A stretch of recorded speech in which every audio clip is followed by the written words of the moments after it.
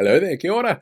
Look, it's been a bit of a weird weekend, okay? From Donald Trump claiming that he should be the next pope to Brian Tamaki claiming Donald Trump should be the next pope. From the ACT Party realizing that they're on the side of the Empire in Star Wars and, the Australian election results. And as much as I want to sit here and point out all of the many, many ways ACT is more like the space fascist Nazis in the Empire than they are to the Rebel Alliance, they're doing it themselves and don't seem to realize that you're not meant to be rooting for Darth Vader and Palpatine.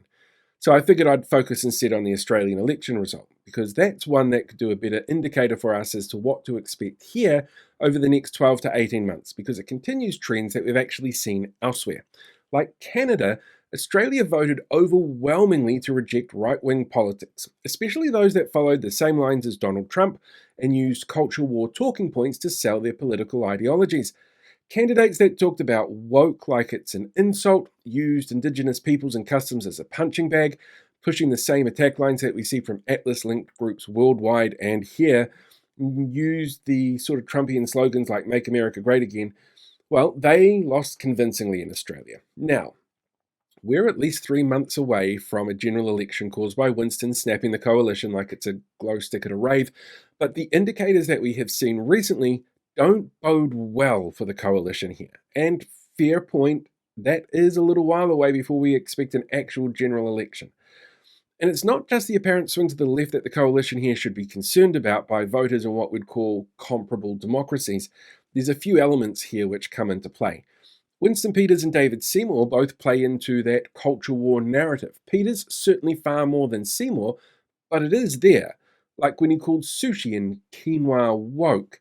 The voters which seemingly rejected these talking points in those elections overseas were generally under 40, and the most impacted groups by real issues like the cost of living or an inability to get on the property ladder, and the impacts that would have occurred in those regions on essential public services like health and education if those conservative parties had got in and got their cuts.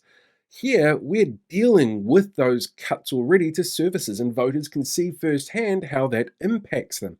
We've seen strikes, we've heard the stories of downgraded hospitals and funding cuts to hundreds of different public services and organisations.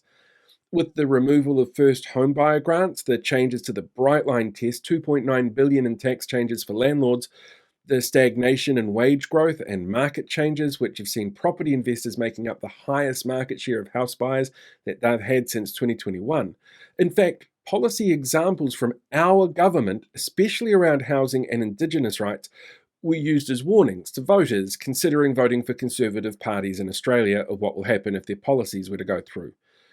And inflation has risen here again after increases to the consumer price index, amazing failures in the numbers of people getting those family start payments, tiny little tax cuts for low and middle income earners, below inflation rate increases in minimum wage, and tiny increases for pensions, along with massive increases in the number of unemployed people and those on benefits and leaving the country forever, while the cost of living is still impacting people and the government is instead focused on prisoner voting rights and asking mayors to fight truancy.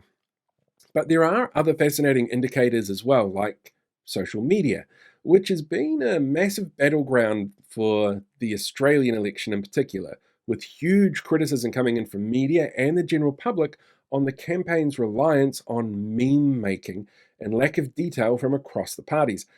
Dutton's social media campaign was actually run by the same company who ran socials for National in 2023 using similar methodologies.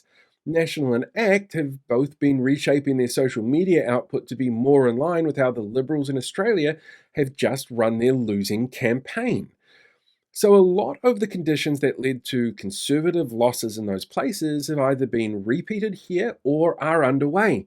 And some parties rely on those conditions and methodologies more than others. New Zealand First is proud of how they bring in US culture war talking points to policy, and their voter base laps it up because it's easier to punch down than think critically for them. But the reality is that if everything goes to plan, the next general election is still over a year away. The next real test will be local body elections in October this year. We know that there are going to be some candidates running who are explicit in their backing of these policies that our government have that lost Conservatives elections overseas, like those who run under an ACT Party banner or run to campaign against Māori wards. And there will be others who run who share those ideologies who aren't so explicit in their beliefs, but will look at bringing in elements of US-style culture war commentary into their campaigns. Like Roger Stratford here, who wants to be the mayor of Hamilton and wants to impose tariffs for goods coming into the city. So this is the next real opportunity that voters are going to have to either send a message for or against the current government, and the general public will get to see if this country is following much of the rest of the world and swinging away from the sort of policy that's been firmly rejected by voters overseas.